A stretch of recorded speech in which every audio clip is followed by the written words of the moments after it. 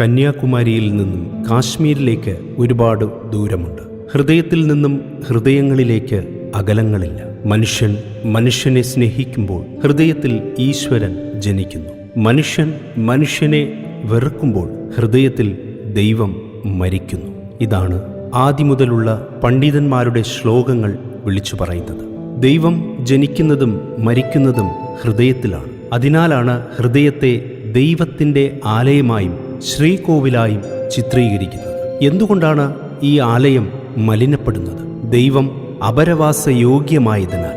ഒരു റാന്തൽ വിളക്കുമായി വാതിലിൽ മുട്ടുന്ന യേശുവിൻ്റെ ചിത്രം നാം കണ്ടിരിക്കും. ആ കതകിൻ്റെ പ്രത്യേകത പൂട്ട് അകത്തുനിന്നുമാണ്. അത് തുറക്കേണ്ടത് അകത്തിരിക്കുന്ന വ്യക്തിയാണ്.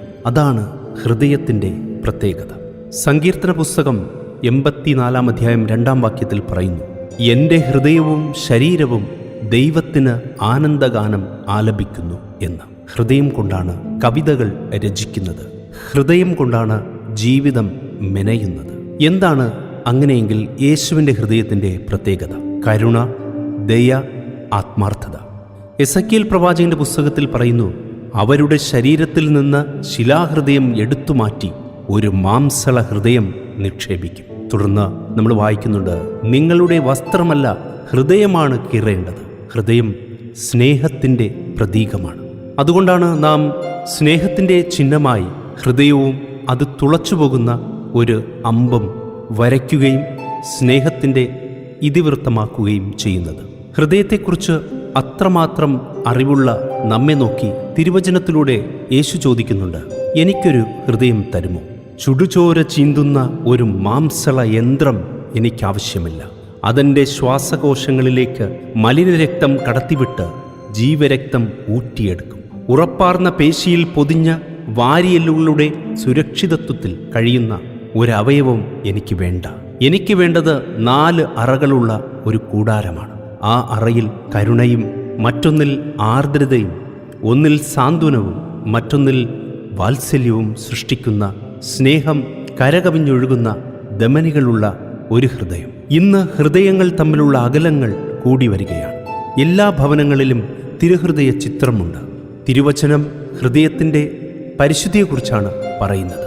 ആ പരിശുദ്ധിയിൽ ജീവിക്കുന്ന നമുക്ക് ഹൃദയത്തിൻ്റെ, യേശുവിൻ്റെ ഹൃദയത്തിൻ്റെ മമതയും വാത്സല്യവും തിരിച്ചറിയേണ്ടതായിട്ടുണ്ട്. ജോയേൽ പ്രവാചകന്റെ പുസ്തകത്തിൽ നാം വായിക്കുന്നു, നിങ്ങളുടെ വസ്ത്രമല്ല ഹൃദയമാണ് കീറേണ്ടത്. ചില വീടുകളിലെ തിരുഹൃദയ പടം കരിപുരണ്ടാണിരിക്കുന്നത്. അതായത് അമ്മമാരുടെ ദീനരോധനം കാരണം ഇതുപോലുള്ള കരിപുരണ്ട ചിത്രമാകാനാണ് ഓരോ മാതാപിതാക്കളുടെയും വിധി. മാതാപിതാക്കളുടെ പ്രതീക്ഷകളെല്ലാം മക്കളിലാണ്.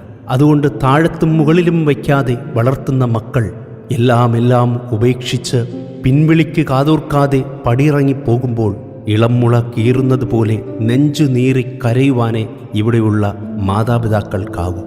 എന്നിട്ടും അവർ കാത്തിരിക്കും. പാതിരാത്രിയിലോ വെളുപ്പാൻ കാലത്തോ എപ്പോൾ വേണമെങ്കിലും അവർ കയറി വരുമെന്ന ശുഭപ്രതീക്ഷയിൽ. അടുപ്പത്ത് കഞ്ഞിയില്ലെങ്കിൽ പോലും കടം വാങ്ങിച്ച് അത്താഴമൊരുക്കി ആദ്യ വിളിക്കു തന്നെ ഉണരുന്നതിനായി ശരിക്കുമൊന്ന് ഉറങ്ങുക പോലും ചെയ്യാതെ അവർ കാത്തിരിക്കും. യേശു ചോദിക്കുകയാണ്, എനിക്കൊരു ഹൃദയം തരുമോ? ഈ തിരുഹൃദയ വണക്കമാസത്തിൻ്റെ ഒടുവിൽ നല്ലൊരു ഉത്തരം നമുക്ക് നൽകാം. പരിശുദ്ധ കുർബാനയിൽ എന്നോടുള്ള സ്നേഹത്തെ പ്രതി എഴുന്നള്ളിയിരിക്കുന്ന കൃപ നിറഞ്ഞ ഈശോയുടെ ദിവ്യഹൃദയമേ, സകല നന്മകളും അടങ്ങിയിരിക്കുന്ന ആത്മീയ വിരുന്നേ, മാലാഖന്മാരുടെ ദിവ്യഭോജനമേ, മോക്ഷവാസികളുടെ സന്തോഷമേ, അങ്ങേ ഞാൻ ആരാധിക്കുന്നു. പൂർണ്ണ ഹൃദയത്തോടെ ആരാധിക്കുന്നു. പൂർണ്ണ ഹൃദയത്തോടുകൂടെ സ്നേഹിക്കുന്നു. വിശുദ്ധ കുർബാനയിൽ അങ്ങ് സത്യമായി എഴുന്നള്ളിയിരിക്കുന്നുവെന്ന് ഞാൻ വിശ്വസിക്കുന്നു. കർത്താവേ, അങ്ങ് ഈ പരമരഹസ്യത്തിൽ എന്നോട് കാണിക്കുന്ന അളവറ്റ കൃപയെ ആരുടെ നാവാൽ പറഞ്ഞറിയിക്കാൻ സാധിക്കും? ഈ ദിവ്യകുദാശയിൽ അങ്ങേ മഹിമയ്ക്ക് തക്ക യോഗ്യതയോടുകൂടെ അങ്ങേ ഉൾക്കൊള്ളുന്നതിന് ആർക്ക് കഴിയും?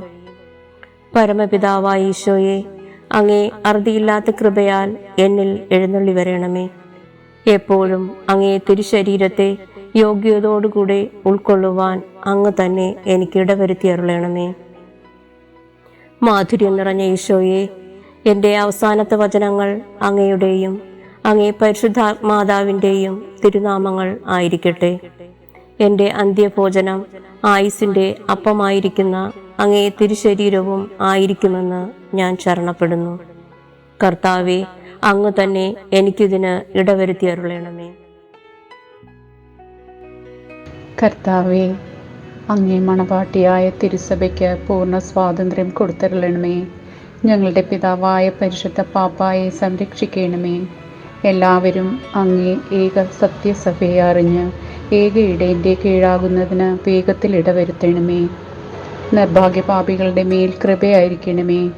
അനുഗ്രഹത്തിൻ്റെ അമ്മയായ മറിയമേ, ദിവ്യഹൃദയത്തിൻ നാഥേ, ഞാൻ അപേക്ഷിക്കുന്നതും ആഗ്രഹിക്കുന്നതുമായ സകല വരങ്ങളും അങ്ങേ ശക്തമായ മധ്യസ്ഥയിൽ ശരണപ്പെട്ട് അങ്ങ് വഴിയായി ലഭിക്കുമെന്ന് പൂർണ്ണമായി ഉറച്ചിരിക്കുന്നു.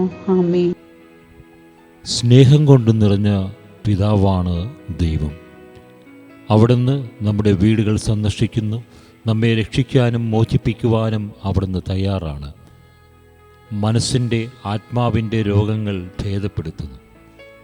ആർദ്രത, അനുകമ്പ, അടുപ്പം, ദൈവത്തിൻ്റെ മനോഭാവത്തെക്കുറിച്ച് സൂചിപ്പിക്കുവാനുള്ള 3 വാക്കുകളാണിവ.